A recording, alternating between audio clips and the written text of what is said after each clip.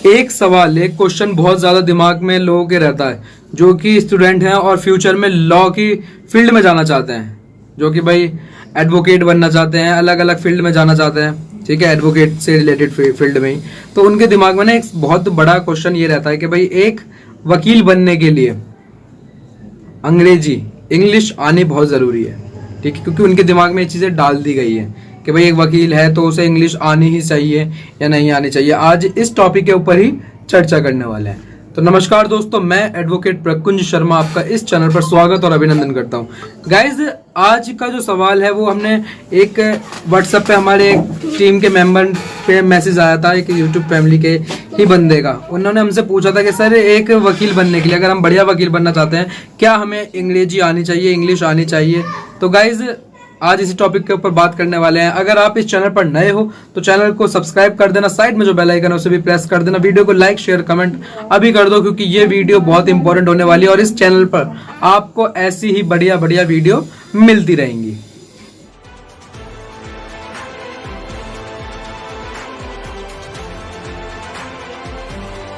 दोस्तों, जब आप लॉ की फील्ड में कदम रखते हो, जब आप 12th पास करके या ग्रेजुएशन पास करके लॉ की फील्ड में कदम रखते हो, तो इसमें जब आप पढ़ाई करते हो, ये दो तरह से इसके एग्जाम होते हैं भाई। आप हिंदी में भी दे सकते हो, आप इंग्लिश में भी दे सकते हो, ठीक है भाई। जरूरी नहीं है कि भाई आपको हिंदी में देना है, और जरूरी ये भी नहीं है कि आपको इंग्लिश में देना है, ठीक है। ऐसा जरूरी नहीं है आपको हिंदी में देना या इंग्लिश में देना। जिसमें आपका मन है आप उसमें एग्जाम दे सकते हैं, ठीक है। अगर आपका मन हिंदी में है तो आप हिंदी में एग्जाम दीजिए, अगर आपका मन है इंग्लिश में तो आप इंग्लिश में एग्जाम दीजिए। लेकिन बात फिर वही आ जाती है, क्या इंग्लिश जरूरी है एक एडवोकेट के लिए? गाइस देखो, जो इंग्लिश होती है, इंग्लिश एक ऐसी चीज है जो हमें आनी ही चाहिए, क्योंकि ये हमारे अंदर कॉन्फिडेंस बढ़ाती है, ठीक है। कहीं देखो ऐसा नहीं लिखा हुआ है कि एक वकील को अंग्रेजी आनी ही चाहिए, एक वकील को इंग्लिश आनी ही चाहिए, ऐसा कहीं नहीं लिखा। और कोई जरूरी भी नहीं है कि भाई आपको इंग्लिश आती है या आती नहीं है, ठीक है। इसके वजह से आपका ये नहीं होता कि भाई आप बढ़िया वकील बनोगे या नहीं बनोगे। ऐसा भी है कि भाई जिन्हें इंग्लिश नहीं आती वो भी बढ़िया वकील है, ऐसा कुछ नहीं है, ठीक है।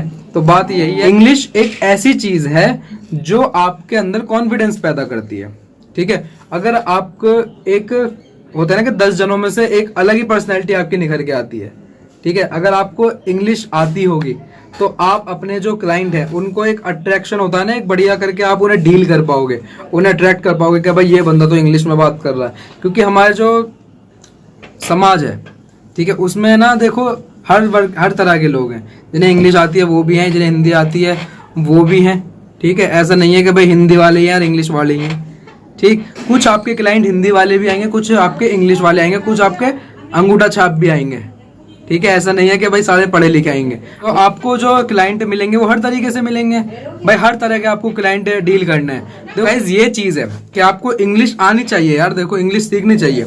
इंग्लिश से ना हमारे अंदर कॉन्फिडेंस बहुत आ जाता है।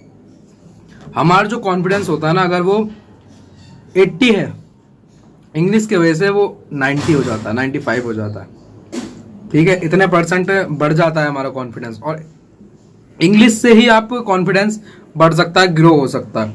इंग्लिश से आनी इसलिए भी जरूरी है क्योंकि जब आप भाई सीढ़ी दर सीढ़ी चढ़ते रहते हैं, जब आप छोटे क्लाइंट डील कर रहे हैं उनसे बात हो रही है, फिर आप थोड़े बड़े क्लाइंट को डील कर रहे हैं उनसे बात हो रही है, फिर उसके बाद क्या होता है, जब आप एक बढ़िया वकील बन जाते हो तो आपके पास जो केस आने लगते हैं वो आते हैं बड़े बड़े। फिर जब बड़े बड़े केस आपके पास आने शुरू हो जाते हैं तो भाई जो बड़ा केस वाला होता है वो एक बढ़िया आदमी होता है, ठीक है। वो ऐसा नहीं है कि भाई यहीं का ही है, वो ऐसा भी हो सकता है कहीं विदेश से पढ़ के आया हो, ठीक है, जिसका केस आपको देखना है। तो इसीलिए आपको उससे डिस्कस करने में इंग्लिश बहुत इंपॉर्टेंट है, बहुत हेल्प करती है। क्योंकि ज्यादातर ना जो भी बड़े बड़े केस होते हैं, जहाँ भी बड़े बड़े केस होते हैं, तो वो जो होता है वो इंग्लिश में ही बात करते हैं।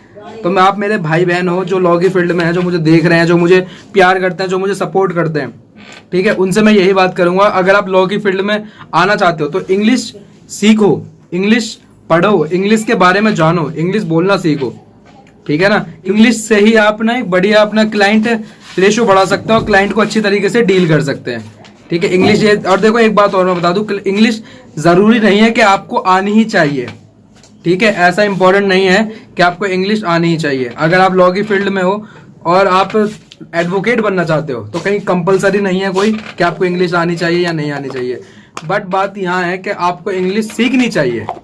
ठीक है, आए या ना आए वो बात अलग है, लेकिन सीखनी जरूर चाहिए, क्योंकि उससे क्या होता है आपका जो लेवल है वो ग्रो हो जाता है। ठीक है, और बात यहाँ सिर्फ लेवल की है, लेवल अपना ग्रो हमेशा करते रहना चाहिए। लॉ की फील्ड में आप जितना लेवल ग्रो करोगे उतना ही आपको फ्यूचर में उसका फायदा मिलेगा। ठीक है गाइस, तो उम्मीद करता हूँ ये बात जो मैंने आपको बताई है वो अच्छी तरीके से आप समझ गए होंगे। ठीक है गाइस, अगर वीडियो अच्छी लगी तो चैनल को सब्सक्राइब कर देना, साइड में जो बेल आइकन है उसे प्रेस कर देना, वीडियो को लाइक शेयर कमेंट अभी कर दो, क्योंकि बहुत बढ़िया बढ़िया ऐसी वीडियो आपको इस चैनल पर मिलती रहेंगी। Thank you very much.